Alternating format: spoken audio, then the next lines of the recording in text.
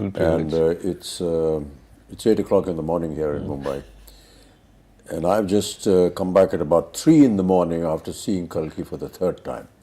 And just cannot explain the wonder and the experience that all my friends, we watched the film again. And so I thought that there are many aspects of the film, Nagi, which a lot of people put questions to. And in my mind also, there is a lot that comes to me when I think about Kalki.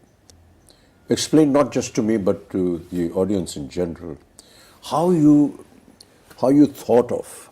When we spoke to Priyanka and Sapna, they said, after the last film, they waited and asked you what you're going to do next, and you said, I don't know.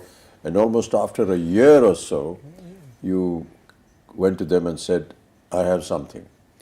And after that, Priyanka was saying that after hearing it, I couldn't sleep for a couple of days. And then she rang up Sapna and said, we have to start getting to work on this. So, what went through your mind and how did you conceive this? To be very honest, sir, I thought this story would be probably one of the last films I'll ever make. Like, I thought this would be my retirement film. But yeah. And we won't let you do that. Yeah. And I had like a smaller story, maybe something that was not as ambitious as this, that I wanted to start off with. And somewhere along the way, like those few months after Mahanati, I was coming across either articles or like some sort of videos about the Chiranjeevis or about some sort of a Mahabharata connect. And I was even seeing some articles where I was seeing that maybe some production houses in Bollywood were starting to think about Mahabharata or Ramayana and all of that at that time. And I had this story, I had a germ of this story already by then. And I was like, okay, so maybe it's time to bring this out of hibernation. And I took it out and I started living with it for a few weeks, and I realized that the energy that it would probably require to bring this to life and to bring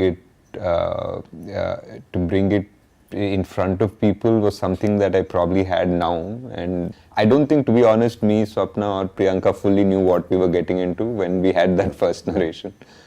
That's what they also said, they suddenly realized, oh my God, we need to start working on this now if this concept and this dream has to fructify. Yeah, we started with one concept artist and we thought, we'll conceptualize the main sequences of the film. But as we kept going deeper into that rabbit hole, so to speak, we realized every single thing had to be conceptualized and every single thing had to be built, and we realized it needed an army. Yeah. You showed me a photograph of Ashwatthama, who has aged and is now fighting Bhairava. Fighting Bhairava. And for someone to have had that kind of a visual in mind, and then to be told about the title, Kalki, and 2898 AD, and I couldn't understand that. So maybe you could explain for the benefit of the audience. Core of the story was the first scene, in a way. So 6,000 years after the death of Krishna. Which is what comes in the subtitle. Yeah. So 6,000 years have passed ever since Krishna gave the shrap to Ashwatthama. So 6,000 years after, when Krishna is said to have left his body, was 3,102 BC, so to speak. So exactly that would lead up to 2898. The story of Ashwatthama happens after the 18 days of the Kurukshetra. Yeah. It happens at the very end, like after the victory, after everything. This is probably 18 days of the war for Kurukshetra. After the 18 days of the war, this is the last thing that happens in the Mahabharata, so to speak. The most important confrontation between the Pandavas and the last Kaurava, so to speak. So I felt that this was the ending of this story, sort of, but it's also the beginning of another story. Yes. And it doesn't finish. Like, I feel it's not finished. We just, even in the Mahabharata, for what I have read, it just is like Ashwatthama is cursed and he walks into the woods. Like he leaves Krishna and Bhima and everybody aside and he walks into the woods. We don't know what happened to him. So that's like a starting of a story. Now I wanted to know, like, if this man is cursed and he has been witnessing this entire Kali Yuga, like that's the most interesting thought process, like, because he is this ultimate warrior but he's not interfering in the events of the Kali Yuga because he has a larger purpose. So I felt that it was audacious in a way for me to attempt to think that I'm finishing something that was left in the Mahabharata, but I was like, nobody's done it yet, so let's give it a shot. Yes. But why did you think like this, that I want to know what happened after that? Because in a sense, the Mahabharata ended at the end of the war after 18 days. Krishna gives this curse to Ashwatthama, end of matter. Yeah. But you said you thought, okay, what happened after that? I had really loved this dialogue in that first scene, sir. What we did, like, after Ashwadama says, kill me now, I'm ready. Yeah. And then Krishna says, no, death is not a punishment. And then we have a wide shot of this battlefield with hundreds and thousands of people who are dead. Yes. And that, for me, even when I was writing it, that just felt like it had a deeper meaning. It feels like, Mahabharata has killed millions of people, but Krishna right now is standing there and saying, death is not your punishment, having to live is your punishment. That just meant, like, maybe there is a whole karmic level to this whole thing. Mm-hmm. And for Ashwadama also, I felt that anger, like, though he was very cruel in that particular moment, that anger was justified because he just felt that his father was killed very unjustly.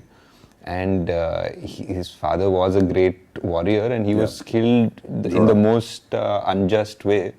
So his anger was justified in his own way. So now his redemption is also very justified. But we never know if that redemption ever comes, because it's not like Ashwadama is always been evil or something like that. He's actually a very noble warrior. He's meant to be an avatar of Shiva. People say, like, Drona prayed to Shiva to get a rupam of Shiva as his child, and that's how Ashwadama was born. There's a beautiful, beautiful couple of pages in the Mahabharata that shows before Ashwadama enters the Pandava camp to massacre the rest of the Pandava army. He sort of, Krishna had put out a barrier. He had put out, like, his magic in a way. He's put, like, the biggest celestial guardians around the camp, and he went back to the kingdom. And Ashwa came and he realized he can't cross those celestial guardians. And for that one time, he became like a Rudra Roop, like he became Shiva. He entered one pyre and he came out like Shiva. And this Kripacharya watching this, and he became so scared, like he actually ran away from that scene because Ashwadama was so terrible and so magnificent. So that character always intrigued me. Like, you can't have an avatar of Shiva who is the greatest, is the son of the greatest warrior, and not know how his story ended. So that was the point of evolution of the idea and thought of how to continue with this. Yeah. And he wasn't also, like, the most popular Mahabharata character, because from what we've usually exposed to in serials or books or anything, we know about the main ones. We rarely know much about Ashwadama, but I feel he was multiple times capable of destroying the Pandava army if not for Krishna. Like, there were astras that only he could use, and only Krishna knew how to stop them. After 6,000 years. Yeah. You hear the words of Krishna saying, that when there is no water in the Ganges. And these were all very symbolic but very pertinent little things that kept coming up. How did you conceive that the futuristic world 6,000 years from now is going to be looking like this? There were a lot of things that we tried to extrapolate, sir. Like, for example, there is massive drought now. There is clean air is already such a problem in so many places in China or even Delhi for that matter, that, buying air is going to become a common thing. It's actually become a common thing already. So and the fact that physical currency is not going to exist has already happened. So a lot of things that when we started writing we thought were very futuristic have already happened by the time the film released. And we had to just try to understand that if there is no water and the biggest problem is fertility, I feel, like of man and of the soil. Like those are the two biggest things that will change the world. If human beings suddenly become infertile to a certain level, we just have barely 100 years before we go extinct, in a way. And if the soil stops being kind to us and it becomes dead in a way, then how much synthetic food are you going to develop, and how will that society be that lives only on synthetic food? So those are the two big things we tried to explore, though we didn't have time to really get into the details of it, but that was the thought process. During the portion when they were designing all this, were there any questions that ever arose in your mind? Multiple, sir. There were because like almost everything,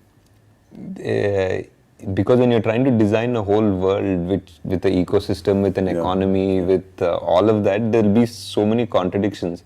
Like even just the architecture of things, there'll be like, what are your vehicles running on? Like if it's running on this, then why don't these people have access to it? And what access does the complex have? So suddenly we're designing a whole world, right from the economy to its power systems to grid to like what do people do? How are they making money? And is there a welfare system in this world?